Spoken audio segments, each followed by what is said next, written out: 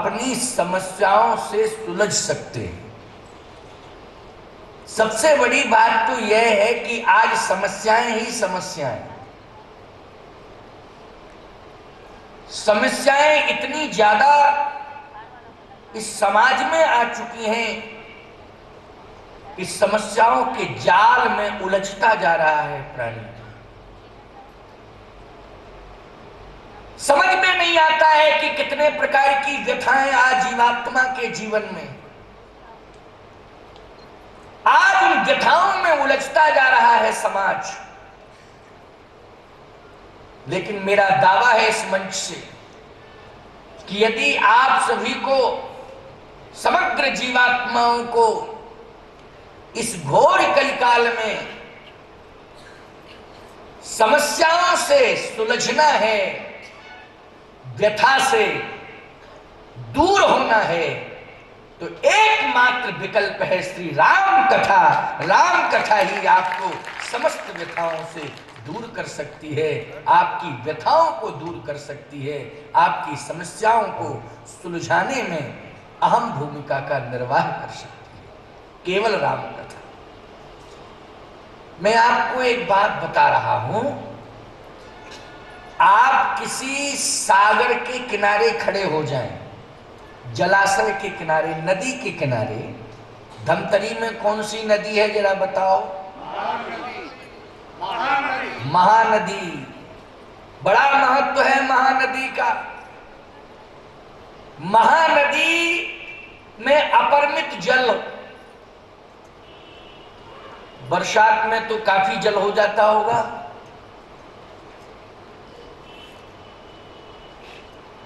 श्रावण भादों की बरसात में जहां महानदी की ओर आप देखें तो जल ही जल आपको दिखाई दे, उस समय आप महानदी के तट पर खड़े हो जाएं, जिस एक तट पर, और दूसरे तट पर आपको जाना है और पुल का कहीं कोई साधन ना हो, तो आप किस साधन से पार हो सकते हैं? जल्दी बताओ।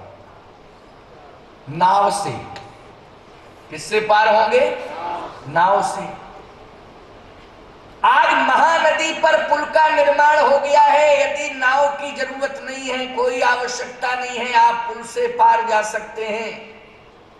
लेकिन मैं आपसे पूछना चाहता हूं, भव समुद्र पर कोई पुल बना है अभी तक? बना हो तो बता दो। कोई सरकार ऐसी है विश्व में जो समुद्र पर पुल बना दे? भगवान राम ने पुल बनाया था, वो आज पुल डूब गया है, और कुछ नालायक तो उसको तोड़ने में ही लग गए थे, है ना, कि ये राम सेतु को तोड़ डालो, मिटा दो इसके अस्तित्व को, एक भी अवशेष नहीं रहना चाहिए राम सेतु का। हमारी धरोहर को ही नष्ट करने में लगे थे हमारे देश के नेता। धिक्कार है इन नेताओं को, इन्हें जिंदा रहने का अधिकार नहीं है, चुल्लू भर पानी में डूब के मर जाना चाहिए।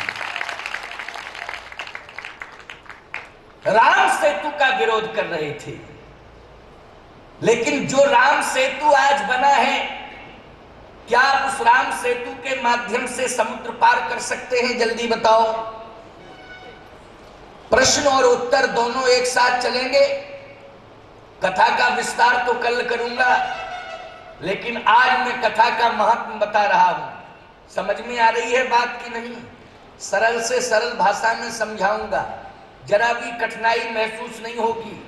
भले ही लोग ये समझ रहे होंगे कि जगत गुरु जी आ रहे हैं, हम लोग शायद उनकी भाषा को न समझें।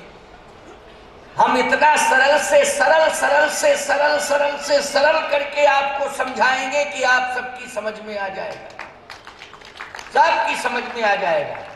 अबाल वृद्ध नर नारियों की, सब, बालक भी समझ लेगा, बूढ़ा भी समझ लेगा, नौजवान भी समझ लेगा। और मैं कहता हूं, अबाल वृद्ध नर नारियों में कोई ऐसा श्रोता इस परिसर में नहीं बैठा होगा जो आपको ये बाद में कहने के लिए समय दे कि हम समझ नहीं पाए, हम समझ नहीं पाए। हम पूरी तरह से प्रयास करेंगे कि बिल्कुल ऐसी भाषा का प्रयोग करेंगे, इस तरह की कथा सुनाएंगे कि सबकी समझ में आ जाए, सरल से सरल। यद्यपि ये रामचरितमानस ग्रंथ समुद्र की गहराई को एक बार मापा जा सकता है, लेकिन रामचरितमानस श्रीमद्भागवत श्रीमद् भगवत गीता की गहराई को मापने का कोई मापदंड आज तक नहीं बना कि भावों से भरा हुआ है और कितने गहराई तक इसमें भाव हैं। मैं तो थोड़ा सा डुबकी लगाऊंगा, एक भाव का मोती निकाल के तुम्हें दे दूंगा, प्रतिदिन एक एक मोती निकाल करके तुम्हें देता रहूंगा, डुबकी लगा के। इतनी डुबकी भी नहीं लगाऊंगा कि ऊपर ही ना आ पाऊं, अंदर ही चला जाऊं, है ना, कि आप सब 5वें दिन हम ही को खोजते रहो कि कहां गए जगत गुरु, पता ही नहीं चल रहा है कहां चले गए, है ना। तो ऐसा नहीं, थोड़ा सा डुबकी लगाऊंगा और उसमें से एक भाव का मोती निकालूंगा और आप सबको दूंगा, आप तृप्त हो जाएंगे। मैं कहना ये चाहता हूं कि ये संसार का समुद्र तुम्हें दिखाई दे रहा है, इस पर भगवान राम ने त्रेता में एक पुल बनाया था, लेकिन आज वो पुल डूब गया है। उस पुल से आप समुद्र पार नहीं कर सकते हो।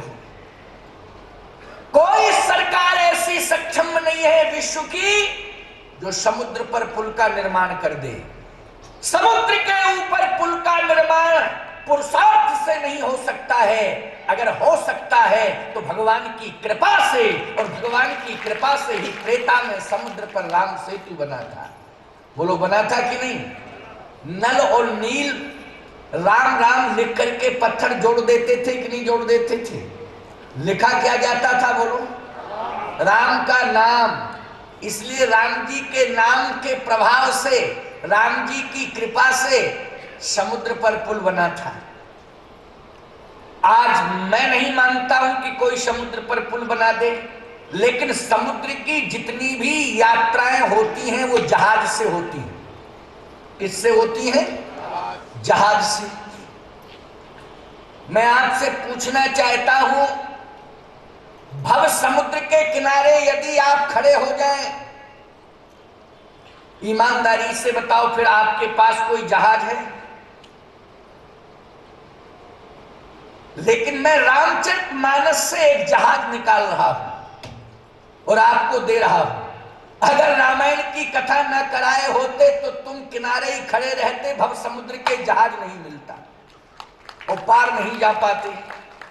तो अच्छा हुआ कि हम जहाज लेकर के आए हैं, और वो जहाज धमतरी में, इस दिव्य धमतरी क्या है? ये तो धर्म की नगरी है। पूर्व से ही यहां का इतिहास है कि इस धमतरी में जब बहुत सारे साधन पहुंचने के नहीं थे, उस समय भी धर्माचार्य समय समय पर आते थे। बोलो आते थे कि नहीं आते थे? जब पर्याप्त साधन नहीं थे यहां आने के लिए, तब धर्माचार्य आचार्य जगत गुरु इस धमतरी में आते थे। प्यारे, तो मैं तो ये मानता हूं कि ये धमतरी नहीं है, ये तो काशी नगरी है, ये तो चित्रकूट धाम की नगरी है, ये तो अवधपुर धाम की नगरी, जनकपुर धाम की नगरी है। इसलिए इसका नाम धमतरी है। धर्म जिस तल पर स्थित हो, धर्म जिस धरती पर स्थित हो, वो धर्म तरी है, वही धमतरी है। इसलिए साक्षात धर्म का स्वरूप यहां विद्यमान है, इसलिए धर्म की नगरी है। तो मैं कहना ये चाहता हूं, एक जहाज भव समुद्र के किनारे आप खड़े हैं। बोलो खड़े हैं कि नहीं खड़े हैं? आपने कभी देखा होगा, जगन्नाथपुरी आप जाते रहते हैं जगन्नाथ जी का दर्शन करने के लिए। धमतरी के पास में समुद्र कितना नजदीक होगा? धमतरी से कितना दूर होगा? 800। जगन्नाथपुरी कितना है? 800। जगन्नाथपुरी के अलावा विशाखापट्टनम आदि आदि थोड़ा इधर ही चले जाइए तो उधर भी तो समुद्र है ना, वो कितना दूर होगा? इतना ही होगा ना।